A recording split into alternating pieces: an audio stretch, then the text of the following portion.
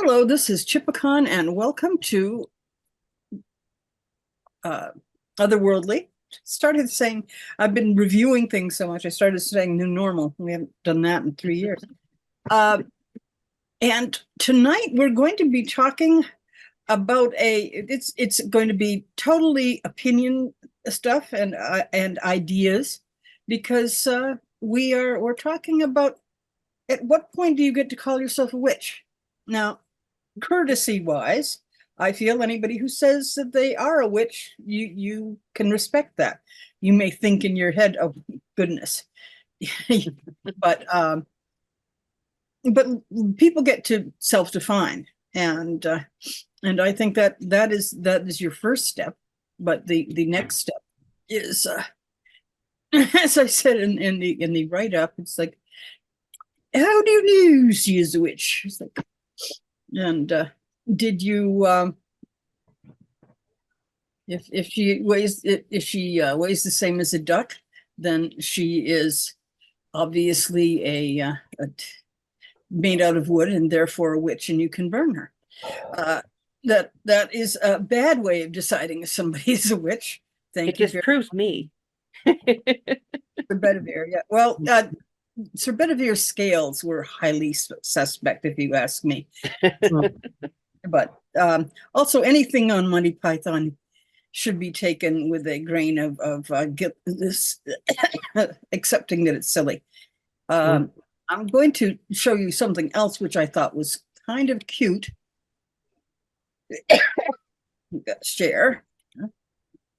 No. Share. There. Can we see that? Can you see that? There it is. There we are. This, in case somebody I had mentioned, we don't come with Plimsoll marks. This is a Plimsoll mark. So someday you may actually see this on something as this is a mysterious symbol. It's the symbol of, they put it on the side of ships, and it'll tell you how heavy you can fill the hold to see whether it's safe. So it's a density chart. Yeah, it says if you're floating up to here, you in tropical freshwater, it's safe up there. And then anyway, that is it is simply something that I thought people might be curious about, because I'd mentioned it, and they might be not a high watermark. The Corning Museum of Glass in I forget, in Corning, has a high watermark on the second floor of the building, where the big floods a few decades back came to. And it's still visible in the interior and exterior walls. Likewise, I remember when that happened, because we visited Corning the next summer. And there was Clark, and they also had it temporarily across the big failed version of a massive mirror for a telescope. Yes. Right. The first casting of the Palomar mirror. Yeah. But there was that old guy who had the truck graveyard, who had painted the high water mark. He was up on a hillside, and I couldn't reach the high water mark in his garage. So, yes, big flood. Well, yeah, they have those markers in Japan who say, if you want to not be, you're going to be safe from the tsunami, you had better be you better be up past one of these stones. So, but oddly enough, they've got those on Long Island Sound for when bad weather arrives.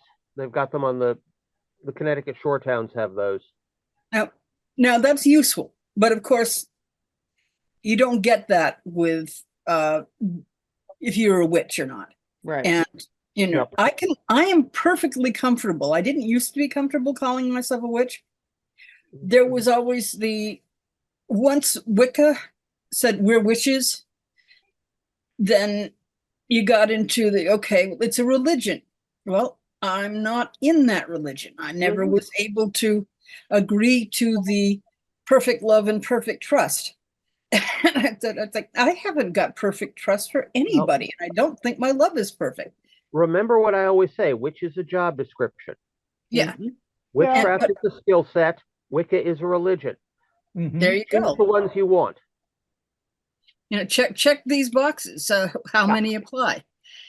And that is, I think, it's important. And you don't have the idea of witchcraft is really, it's universal, but it's also really malleable. The people that are being killed in Africa for being witches, and the last news report I heard on it, there's over 1,000 people a year being killed as witches in Africa now, which is kind of disturbing, because they really oughtn't to be doing that.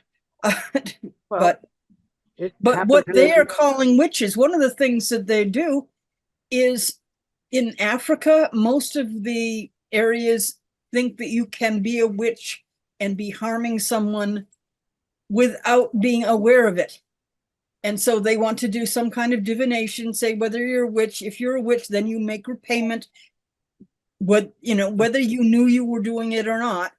And unfortunately now the Christian people over there are getting bigger into, if they're practicing a form of old religion, we're going to kill them for being witches. Okay. So, but in the old African traditions, we learn about. So are the imams down there too. Yeah, That's true. But the anthropological thing, it was, okay, this is something that you can be without knowing it. You're born a witch. You can become a sorcerer by learning, but a witch has internal magic. And there's something essential about your existence. Yeah. That is harmful. I know that from my gaming days, when I started listening to all the discussions of magic and witchcraft here, they're talking about magic users. And that's I'm a lot more comfortable with calling magic users witches as a job description. But I am not, I don't want to call anybody a witch who doesn't call themselves a witch. Yes. And so that's my stumbling block there. But the just putting something in context for a moment, in the aspect of Christianity and thou shalt not suffer a witch to live, it appears that there has been, gosh, what a surprise, a translation error, and that the word is poisoner in modern English. And so it's not as it's being taken. And I don't think most of us would approve of people poisoning people. No. That's not an acceptable thing. According to the translation of my Aramaic Bible, it's specifically a well poisoner. Oh my goodness, you poison a well. And certainly that's a critical thing. Our community. Yeah, if I'm reading Dr. Sledge correctly, from a lot of his studies, not only in the Old Testament, but all the adjacent literature, that the proscription against witchcraft was more leveled, even still then, against women.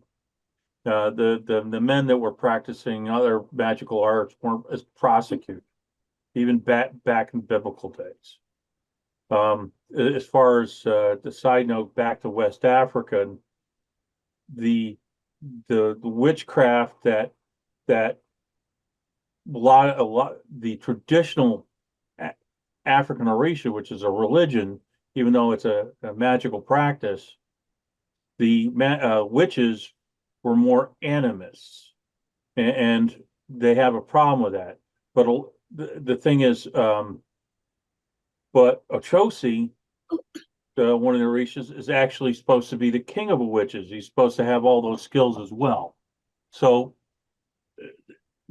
but a lot of the people that are dying in Africa are people that have like physical deformities, or they're orphans, or they're just like anything else, who are just people that don't fit the cultural requirements for a community that the Christians and the Muslims are having, or in the villages. you're outliers. So, people put all their ire on them. It has nothing to do with witchcraft, but they'll call them a witch. If they're an albino, if they have big teeth, if they have, they're crippled. And then they'll blame, and it's like, and to your point, Chipicon, the fact that saying somebody's a witch, well, who is it? And divine it, and it must be you. Good grief. That's, nothing like a community kangaroo court. Mhm. Yeah, I mean, it's like in Montague Summer's day, where it's like the fishwife that had a voice that, had to stand up for herself in the village when her husband's out fishing. She was, castigated as either a witch or a scold, and they would abuse her. But if they had money, well, King James and all them, the witch finders get 30% and the king gets 60. So it has nothing to do with, they just have money, and we want to abuse them because we can get away with it. And monetizing it. Very dangerous anytime they monetize it. But there was one study taken from court transcripts in, oh Lord, somewhere in Eastern Europe, I'm thinking Austria, but it was a small village that they concentrated on one spot. And 90% of the accusations against witches were brought by in-laws. Mother-in-laws, daughter-in-laws, brother, son-in-laws, that basically this was the outlet for family squabbling. And if you wanted them removed from your family. And shifting the wealth of the family. And so you see this in an awful lot when you're looking at the historical trials, but I really think now the question that had come up that we're dealing with is, when are you ready to embrace that that title for yourself, and how much do you have to know? As a crone, it's one thing. When I was younger, I was like, am I witchy enough? Do I know enough stuff? I'm a scholar type. I like learning things. So I wanted, did I know enough? I am now, people in town will come to me and ask me about what herbs to use for this, that, or the other thing. Right. So I'm an herbalist. I'm a soothsayer. I don't do much weather working, but my daughter is a heck of a weather worker. But what she does is she pushes fronts just a little bit out of the way so it's not inconvenient for us, mostly in the form of SCA, which in the summer we're tent cities. And it's hurricane season. And I really enjoy now that they have the weather apps on the phones, watching the front coming at you, and then it comes at you like this, and then it splits like this and goes around Pennsic, and then it goes back together again. Yeah. Because there's so many weather workers at Pennsic. And that's kind of a fun thing to watch happening. But weather working is a very, very witchy skill set. But my position is there aren't witches and non-witches. So witch, what you said, it's a job description. Yes. We are the competent magic users. We're the people who decided we're going to learn these things and put them available to the community. Well, Typicon, a thought that occurred to me was, well, Jen mentioned last night after her conversations with you what the topic was going to be, and I spent the evening thinking about, because I'd always thought about this concept of what I call, first I called it accidental magic, and I finally discovered it's not a matter of what you know, it's how you perceive what you do. Because I realized I go into the kitchen. Do I use spells and rituals? Absolutely. The spells are called recipes. And I deviate from them, but my rituals are very strict. I make sure my workspace is clear. I get my pots and pans and my utensils. I make sure all the ingredients are prepped first. And if that isn't a ritual, I don't think I'd ever recognize one. And all this gets applied to the food. And I think I just happen to be more organized. And I do have a knack for picking spices and stuff. That's another thing my daughter does. Is she never studied herbalism the way I have, but she blends things. People will come to her and she will go to the closet and she'll get out the jars that appeal to her. And she'll say, okay, this is what I'm going to use this for. Does this sound right to you? And I studied it. So I said, that's pretty much what I would have picked. And she does it naturally. And she says, I really wish I knew how I did it. but she does that. And that's one of her skill sets, along with the weatherworking and finding things. She's just a natural finder. But finding all of these things are these abilities, or I like to call them talents, are or gifts, if you want, are natural to human beings. I like calling them talents because people know that if you have a talent and you don't do anything with it, it's just going to sit there. But if you practice, you'll get good. Exactly. And there are certain talents that you may have a natural enough knack for that you don't necessarily consciously think about it. Maybe it's just your knack if you're a weather worker, that you look at what the weather is forecast to be and you start putting thoughts in your head that generate the change in it. When I first joined the SEA in AS8, there was a lady, Cassandra, who, if there was a storm coming, they would put her up where she could, somewhere high so she could look at the tourney field. And they would keep her warm and they would keep her fed and they would keep her hydrated because she needed those things in order to push the weather around. And I think that's another thing that we often don't think about is if you're going to be utilizing this particular skill set, you often do need to involve yourself in self-care. Yes. What you call a baby witch or green witches, not green as in they work with nature, but green as in they're just beginning. Saplings. Often haven't learned that you need to ground and center.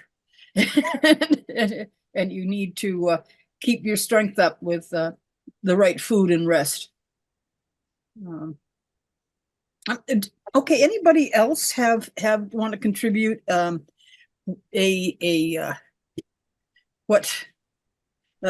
suggestion of how you would say, at what point do you think it's okay to call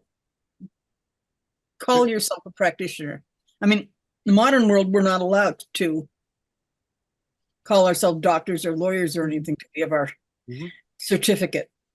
I don't think you have to be so much as a practitioner, but you do enough stuff that everybody around you starts calling you a witch. And that was uncomfortable when I was a Baptist.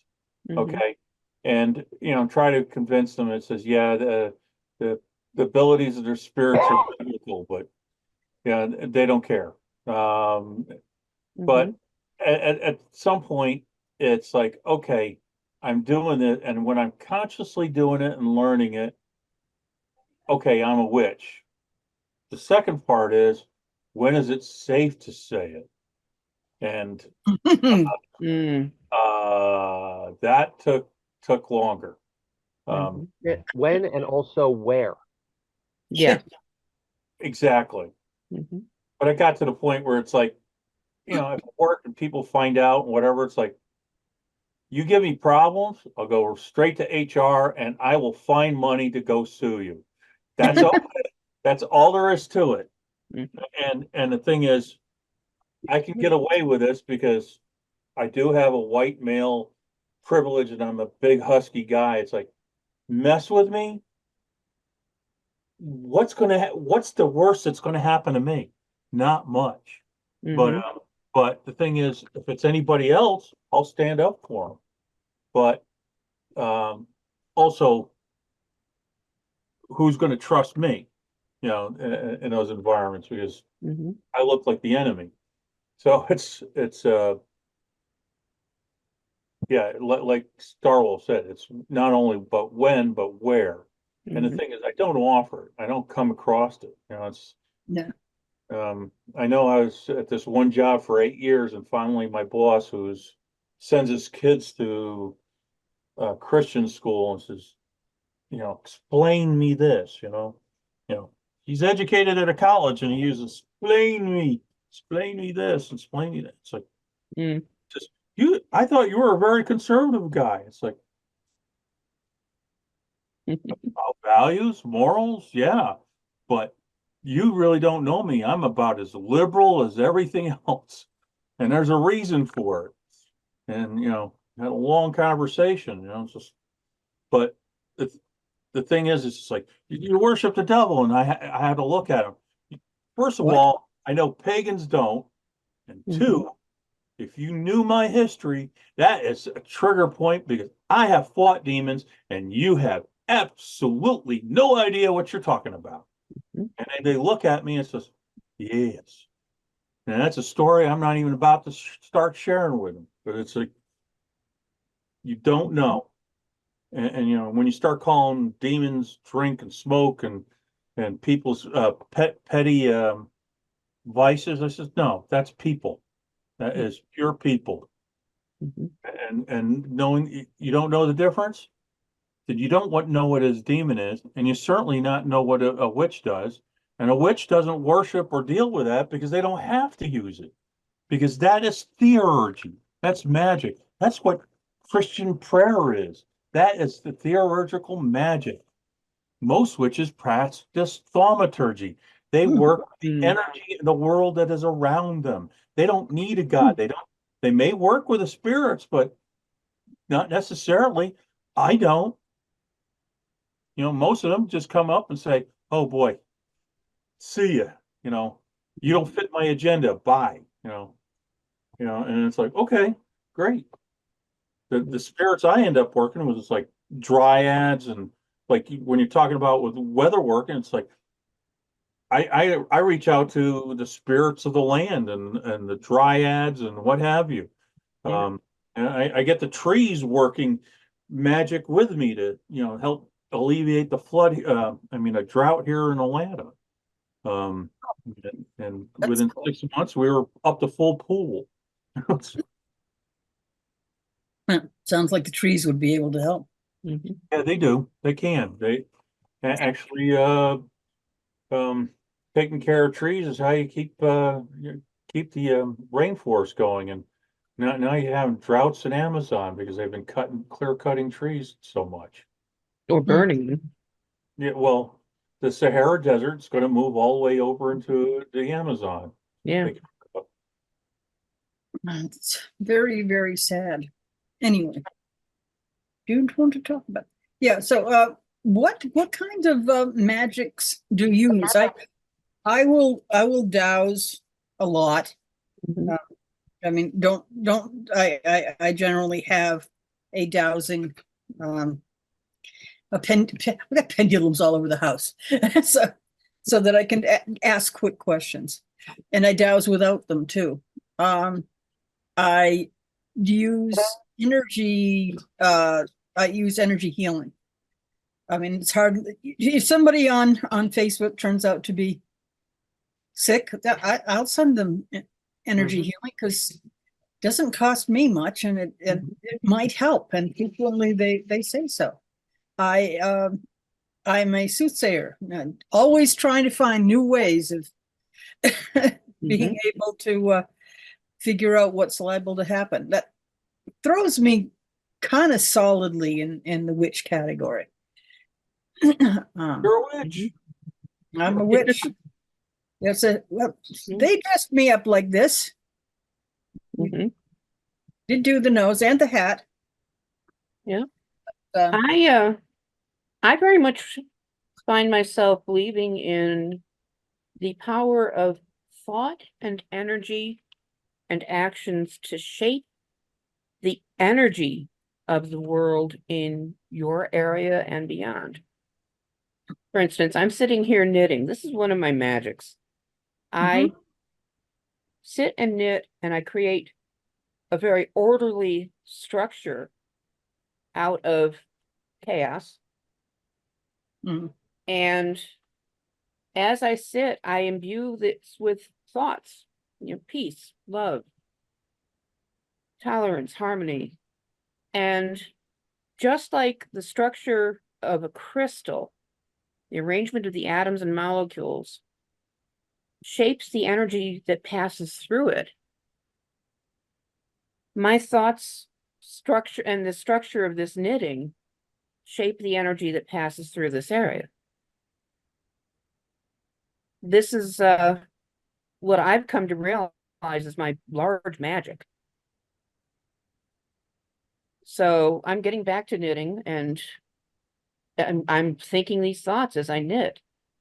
I also am aware that if I get up, they're always talking about, you non-witches talk about how positive thinking is a good thing to do. And that is thoughts shifting the energy and structure of the world around you.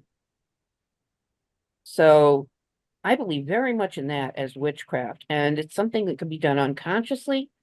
It's something that can be done very consciously, and there are many ways to create magic with that. Fiber magic, biggie. Mm-hmm. I had an argument with Jane Sibley once. She thought that the knitting, making mail, which is definitely a Smith magic, would be associated with fiber magic. And no, I don't think so. But it is similar in that it is creating order out of a chaos, but it is not fiber.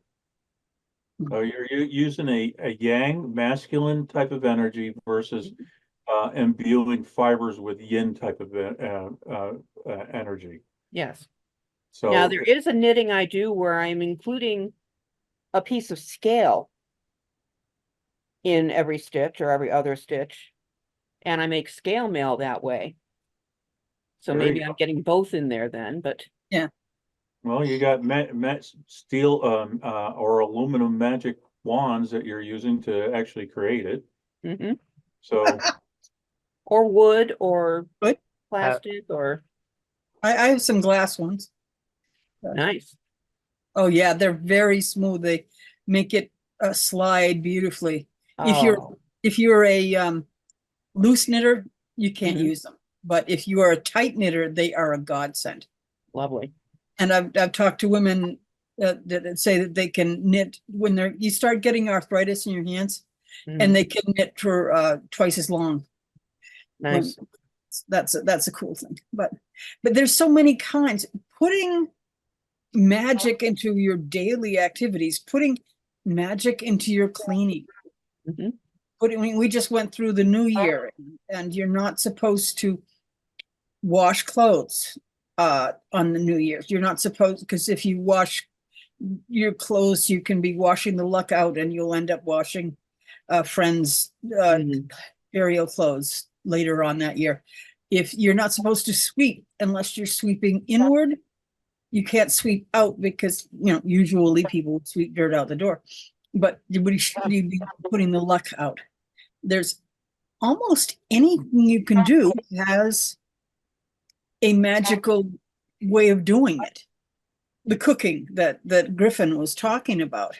And certainly when I am teaching rune magic, I tell people to take their index cards and write down the runes they're planning on using, and to write them down on that, and then keep it in a box, like a recipe box, and because then you have essentially your spells in a card catalog. So that and I also tell them to write down what your intent was and how it came out, because that becomes a really useful learning technique. It's a good journaling technique. It would be nice if the first thing that aspiring witches could do is learn what constitutes magic in these contexts. Brilliant. and then maybe sit every day at the end of the day and look back on their day and see, oh, I thought this then, that was magic. Whether they see an immediate result or not, they can look back and figure out that they were doing magic. There, as one says, it's not only it's a title, it's a job description. It's a way of living. I mean, biblically, they talk about pray without ceasing, but when the whole spiritual development aspect is developing your awareness that you are actively and consciously interacting with the world consciously, not mindlessly. That's all magic. You are working the order. You're developing a relationship with the whole universe around you.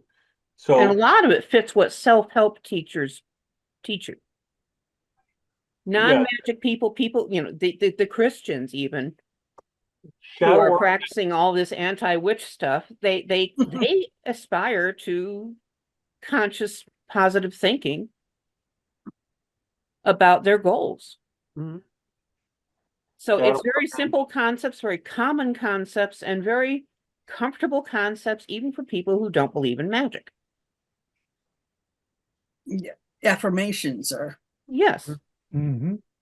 Affirmations, The Secret, Law of Attraction. Do any of those sound really familiar to those of us who do witchcraft? Yeah, it's not a very big. That's because humans are magical. We are energy and matter blended, and we can use that. I also believe that there is magic in the inventors who look at materials or look at ideas and come up with new ways of combining them and study the properties and find out new things that they do, and they create magical objects. I mean, the world would not be what it is without the computers we're talking on right now, for instance. And this is magic. They would not be without the vision of Nikola Tesla. Right. Hello, Magic Breck. Talk to me. Yes. There's a wonderful book that L. Frank Baum wrote, The Master Key.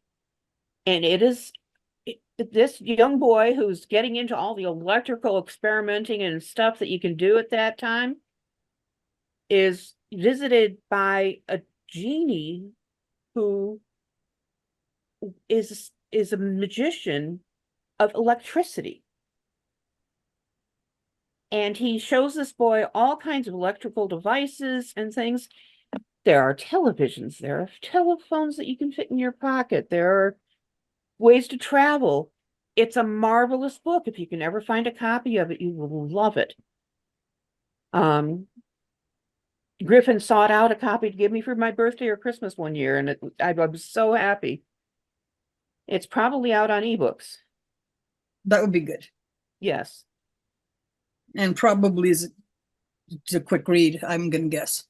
It but pretty much is. Watching you knit, and I'm thinking about there are tales when people were Christianized and the Christians were trying to eliminate the competition. They found out that women were imbuing the cloth, the threads they spun and the cloth they wove with magical intent to protect their people. And they said, "Oh no, you must not do that." And they said, "How are we supposed to spin? Because if you're spinning, very easy to trance out." Yeah. And core magic of almost any culture is the concept of the fates, and they spin and measure and cut the thread. And anything that you create, whether it is Smith magic, which is amazing. You take rocks and then you can turn them into this malleable thing, which can become hard and useful things, and food magic, and everything we do is, and healing magics are, and we do those things. And one of the things I've discovered in herbalism is that when you chant or sing to the plants, it gives them an extra boost. In some of my Anglo-Saxon work, the nine herbs chant suggests that you would to sing into the patient's mouth, their ears, and into the wound. Yeah. And yet they try to figure out what wound are they talking about. Well, it seems it's in between two other spells or treatments for the fig or hemorrhoids. Mm. And so in this case, you'd be singing the chant into their butt. I've always enjoyed that concept. I want to see Well, Blue explain Cross some images page from of that. Hieronymus Bosch. Require payment of more than a loaf of bread and a chicken. Yeah, well, that's people when trying to make Wicca witchcraft less threatening. And let's face it, if you're dealing with many of the Hexa or the Strega, they were plenty. Nobody messed with them. So, but trying to make Wiccans less threatening, they came up with the idea that, oh, witches don't take money for any of the magic they do. Excuse me, historically, witches got paid. Otherwise, you're thinking that witches are born into slavery. Yeah. That, I think, drifted in the 60s during the whole, oh, money is bad, materialism, spirituality must be pure, that we picked up from parts of India, or at least people who said they were from parts of India. Yeah, it could be Blavatsky and the and Theosophists. But if you ever try and trace where we borrow from each other, most of the witches I know will borrow from anywhere. It's like, oh, you got a spell that I can use? Oh, yeah. Let me see how it works. And then, oh, well, it works better for me this way. And Starhawk they keep changing. A good witch is eclectic. She'll steal from anybody. Yep. Yeah, the Theosophists, the thing is, I've looked at a lot of different schools and thoughts and what have you. So much of that stuff is made up out of whole cloth. Yeah. So much of it. Yeah. So Blavatsky was first and foremost a first-class con artist. Exactly. And possibly the universe's ultimate drama queen, based on what I've heard. Well, that terms, the one qualified guru they had. There is a question of whether that would be her or Crowley, but it could be. The two of them, that, hey, look, you got to have a bit of showmanship. Well, yeah. As the guy says in, oh God, and I forgot his name, Bedknobs and Broomsticks. He took old spells out of old grimoires and then jazzed them up, give them a little pizzazz, and then they'd started working, and he was like, "Whoa, it worked? What do you mean?" Yeah, even Crowley. Bells and whistles and a little glitter. Obviously had what it took. Yeah. Well, I just wish I'd been a fly on the wall the day Krishnamurti made his only act of office to dissolve the order. Yeah. Yeah. I would not be surprised if it had resulted in spontaneous human combustion of Madame Blavatsky. Opal Luna fabric magic. Yeah. As to Crowley, not just was he a hermetic magician and followed those things, but there's parts in his literature he talks about practicing Obeah and Wanga, which is African terms of witchcraft or thaumaturgical animistic type of practices. So he was not without that, but he thinks like an artist and a poet, and just kind of like works from there. So Obeah, huh? Well, that's fascinating, because Obeah that word in reference to the South.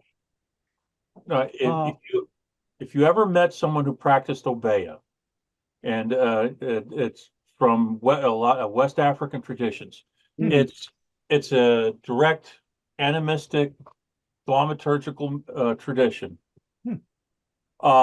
Usually they're on the outskirts, and these are why they're afraid of witches. because these people, you know, a practitioner comes out of the wood and he's going to the village and there's a stalled car. And he goes up, he lays his hand on the car and the car starts. He goes, he gets driven to the village and the car stops working. So, or it continues to work. Mm. I had a woman, and this is part of the story, one of my defense against the dark arts classes, was manipulating people in my office, having them do their work, having to fight each other. She and a couple other little servitors of hers were feeding off of all the conflict. And I was like trying to stay out of it until she started coming after me. And I says, you're not doing this to me. And if you want, you know, simply, you're not doing. And then she goes, oh, we'll see about that. She started acting up, and it's like, as soon as she threw something at me, put a bubble around her, you know, and then she was starting to, and then I stuffed the servitors in there so they couldn't get out, and so now she was talking to herself, apparently, and people were again say, okay, something's going on, because I was making whatever magic she was drain around the bubble. And finally, I found a way to make her energy edible to her servitors, and she passed out. Ooh. And 2 weeks later, she came back and started chanting, doing woodershins, lighting a cigarette up in an office with thousands of paper folders. And I was asked, that could turn quite quickly into a self-solving problem. Well, I didn't need to lose my job, you know. There's no office, no job, you know. So, yeah, I just put the bubble up there, and you don't need to do this. And by the time the security got there, she passed out on the floor again. Mm-hmm. So I have no problem doing such things. Yep. But the thing is, she was quite capable. She was doing a lot of this other stuff. Years later, when I moved down here, there was a guy who was doing similar stuff and root work. Okay. But I did my own stuff. But they're thoroughly capable witches. Just that they don't have a moral, they gravitate that to it because, well, if they don't have Christian or Muslim backgrounds, they're definitely not going to the old religious practices that actually demand people to have honor, integrity, and work each other equitably. You know, the whole religion is based on that. You know, without that, we'll do our own thing. I always thought of witches very like scientists. If it works, it's real. It's like, so you have to experiment and see what's going to work. And absolutely. So, well, if you want a good fictional romp through that kind of territory, one of my favorite series was the Lord Darcy short stories and one novel, where it was an alternate reality and magic was a science. And you graduated with a proper degree in thaumaturgy, but there were always people experimenting and so forth. It was really an interesting perspective. Yes, the forensic sorcerer, Master Sean O'Loughlin. Yep. Mm-hmm. It was such a good story. It almost made me get over Randall Garrett's kind of slobbering devotion to the idea of nobility. Yeah. But it was still too many magicians. That was a murder mystery worthy of anybody. Mm-hmm. So not a bad segue for me to come in. Okay, good. I have a couple of thought nuggets here with my ADHD. I made some notes, so I'm just going to spit them out here. Okay. So you mentioned the word sorcerer, and I don't know who he was quoting, but Dr. Wayne Dyer made a wonderful definition that he shared of sorcerer, and that is one who lives of the source, whatever the source of creation is. Now, a little while ago, on the internet, because that's controllable, a term came up which I thought was a little odd. I thought it was a contradiction in terms, and that was Christian witch. But as I dissected it a little bit and listened to people talk, I mean, you have Dr. John Dee. I mean, he's a Christian and all that. But getting back to our topic of when can you call yourself a witch, it's popularly believed that there is no conversion to witchcraft. It's like you awaken. My note here, witch, and not a convert. It's a natural connection everyone has, but awakened from the definitions of systems to seek the truths on their own. And even in the different parts of witchcraft and Wicca and paganism, and we have ethnic pantheons, we have traditions, we also have wild eclectics like myself. I was once referred to by somebody in London as a hermeticist. Hmm. Yeah, so I kind of look at things in a scientific method myself. But we have these archetypes in the religious aspect, or which are basically just our perceptions or our ability to perceive the unknowable. So, in my opinion, nobody knows the true nature of our creator. But most all pagans, witches, Wiccans, and whatever word you use, acknowledge and worship and connect or attempt to connect with the creator through creation or nature. Even no matter what religion you are or science, that also encompasses seekers who want to know. So everybody really is trying to understand. We just get into wars and semantics and judging each other because everybody wants to believe that what they've come up with is correct. But occasionally when my ego gets the best of me and I start succumbing to adoration from younger witches who like what I have to say, I say ultimately nobody knows everything. And though I like the attention, I only know what I've experienced. I cannot know what somebody else has experienced unless they share it with me. But regarding magic itself as a talent or a job description or a skill or the craft, I think those like ESP and psychic abilities and even just a penchant or a predisposition to a particular thing, which would make you a whiz or a wizard. These extrasensory abilities are inherent animistic aspects of humanity, like any other animal. We just ignore it because we don't use it every day.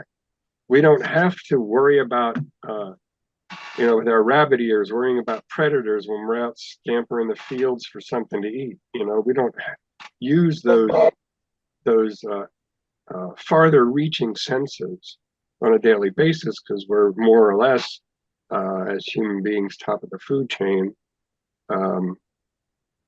But that's where my notes end and my train of thought, so go.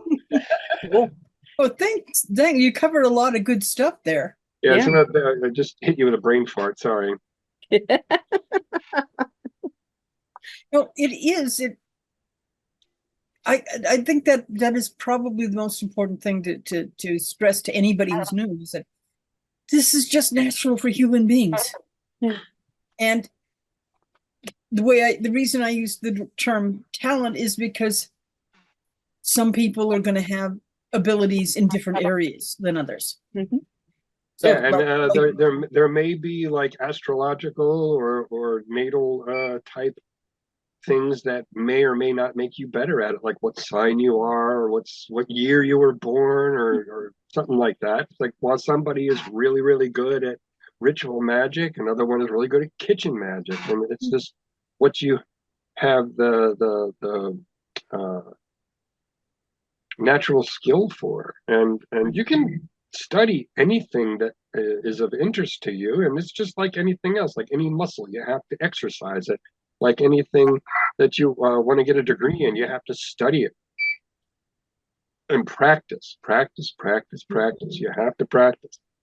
That's what most people don't understand, is you need to practice, and you're going to screw up. And some people practice in different ways. There are doctors who go to school for years and practice and then become doctors.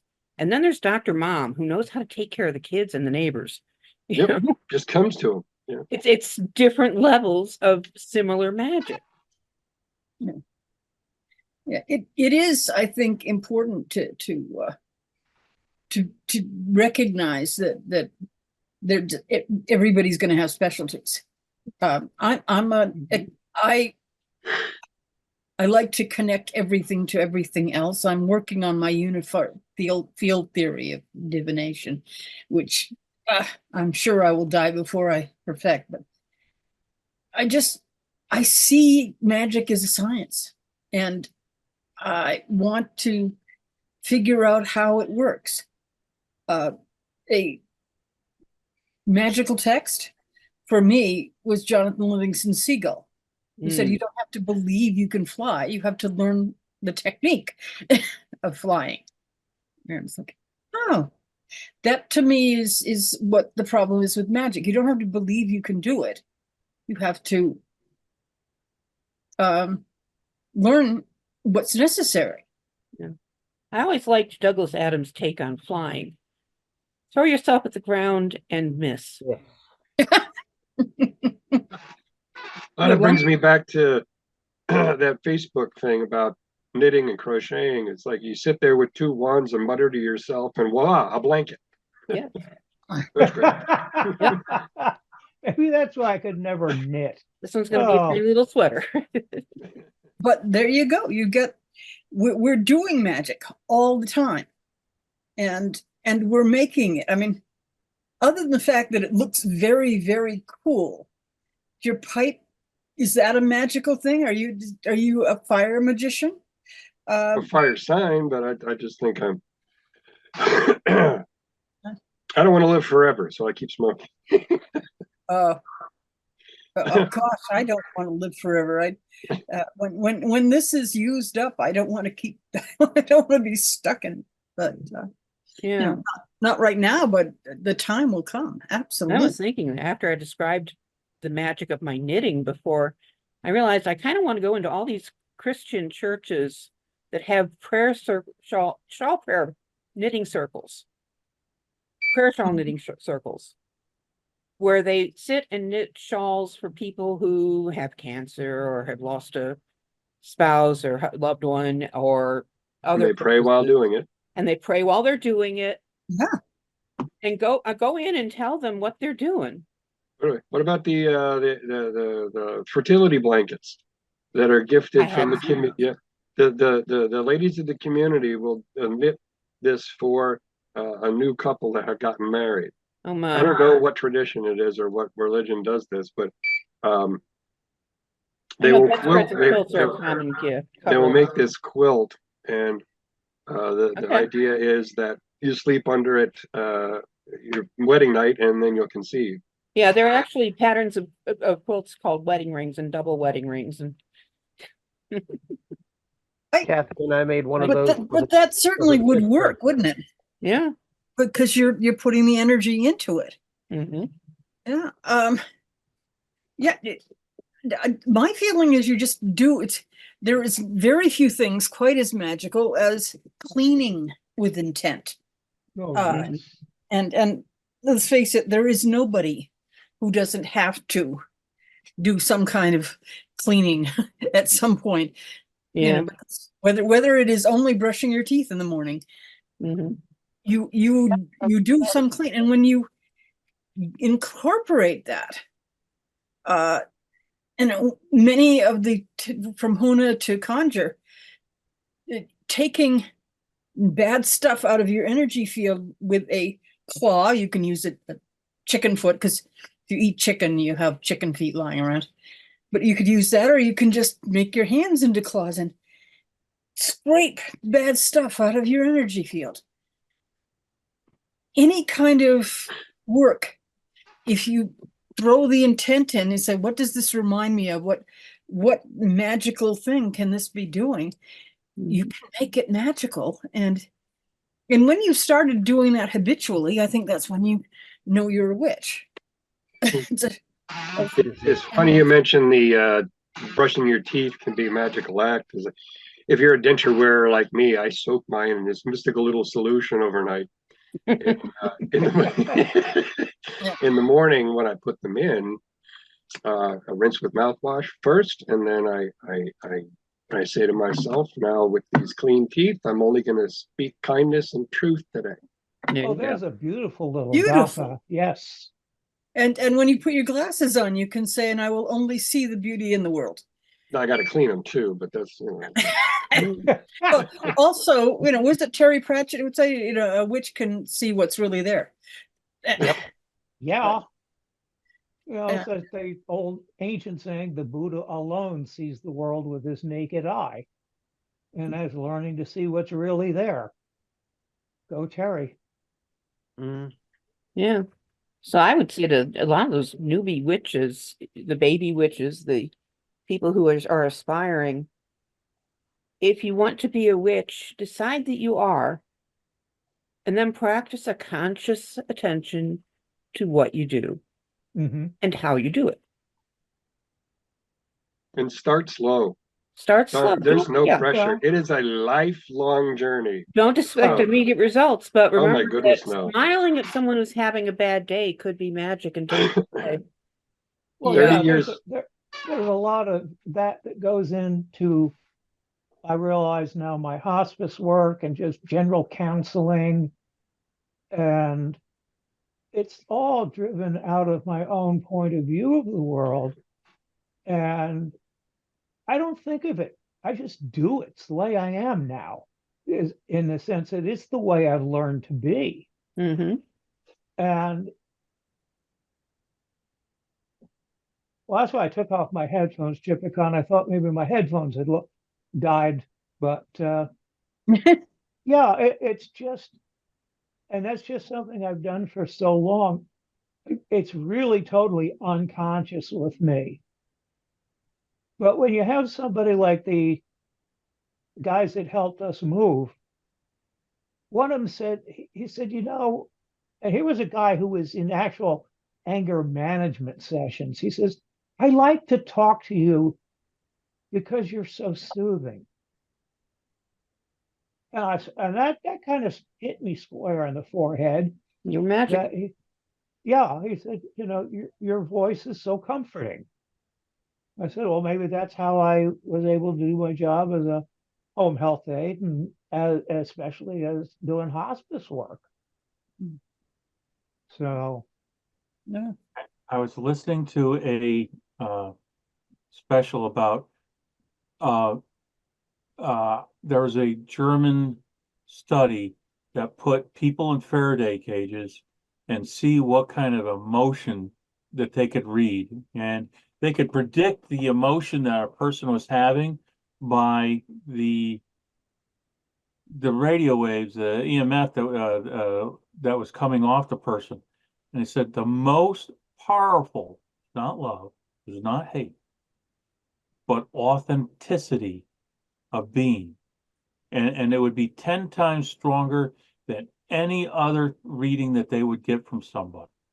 And that's what spirituality is about, is having authentically being yourself and having an authentic relationship with everything else. And when you do that, people are going to feel it. They are going to sense it. And of course, it augments just any other emotion you have. But yeah, I get people who will talk to, will feel very comfortable with me. And of course, there are some people that My very presence rankles them because I upset their personal demons. Oh, I experience the same things. I'm okay with it. It's 9. It's with the time. I'm going to say to the professor. The professor. To the professor. Wagner. Who's the professor? And so J.R.R. anybody who's watching this later on YouTube Mhm. will now know that it is January 3rd's episode. We are talking about Professor Tolkien. But yeah, so I think that I will call an end to this because it is 9. And so thank you all for coming. It's been a great discussion. And Yes. I like it. And I like that. I it's kind of my favorite part of changing times.